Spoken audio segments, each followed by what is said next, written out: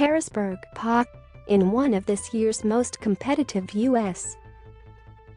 Senate races, the biggest moments aren't playing out on the campaign trail.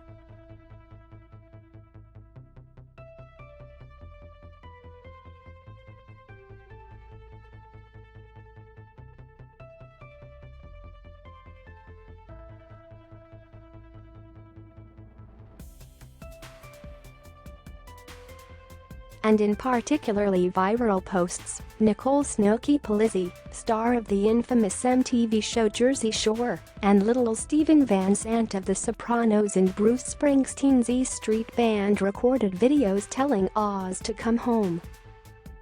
"Nobody wants to see you get embarrassed," Van Sant says.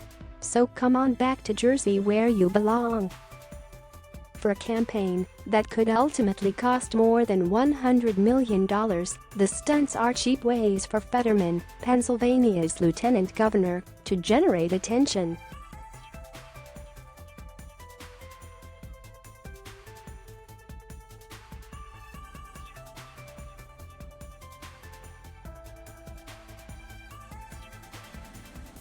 The reason it stands out is he seems to be doing the best job of anyone this election cycle at contrasting his personality versus that of his opponent, said Dante Atkins, a Democratic campaign strategist based in Washington, who has not done any work for Fetterman.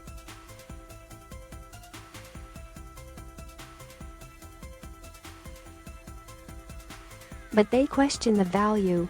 Even at a time when most Americans use social media, many Pennsylvania voters on social media don't see Fetterman's material, and, anyway, elections aren't about who's got the best troll game, they say.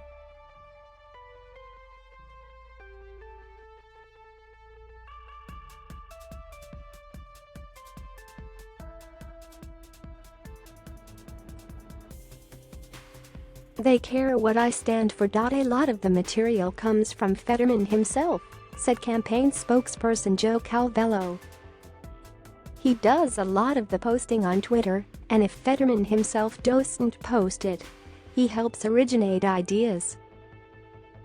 He'll shoot texts to campaign staff saying, 'Hey, what about this?' or 'Did you see this?'" Calvello said.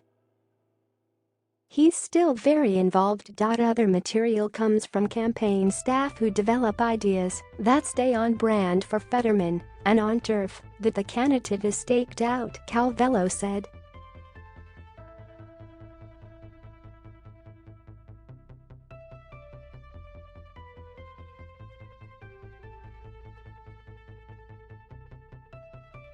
The idea for the video by Snooki emerged from a brainstorm by a couple members of the staff, Calvello said. Campaign staff wrote the script and Snooki, who was paid less than $400 through the video-sharing Cameo website, ad-libbed some of it but was not in on the joke until afterward.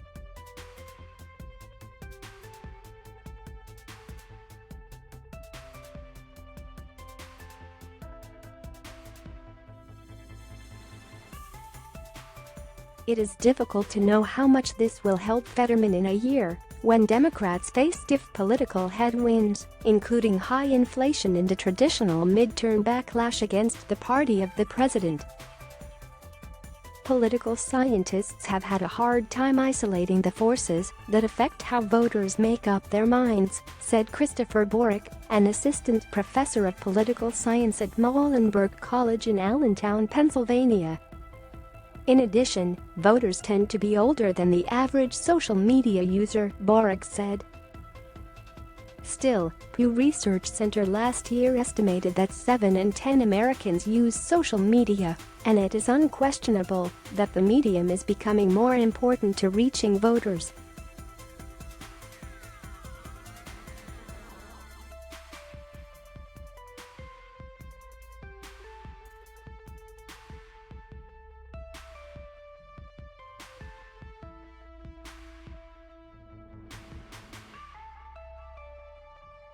In addition to making people laugh, she said she thinks Fetterman's stunts could motivate appreciative viewers to contribute money to his campaign and push apathetic Democrats to get off the sidelines to vote for him.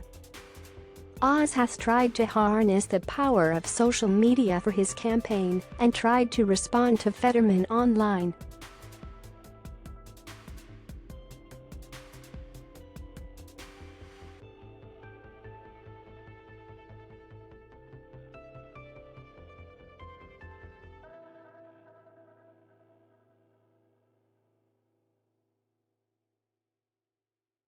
I bet you don't even know how to pump your own gas. Fetterman's campaign argues that its trolling of Oz is on point with issues that matter to voters.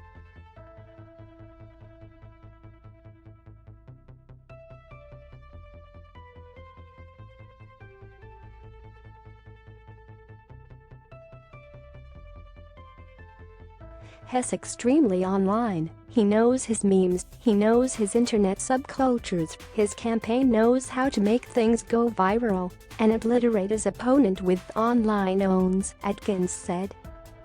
Don't expect the posts to stop anytime soon. Fetterman now says he'll put up a billboard on the Betsy Ross Bridge connecting the states over the Delaware River that reminds motorists that they are leaving New Jersey for Pennsylvania just like drive. Oz. Follow Mark Levy on Twitter at https://twitter.com/TimIllyWriter.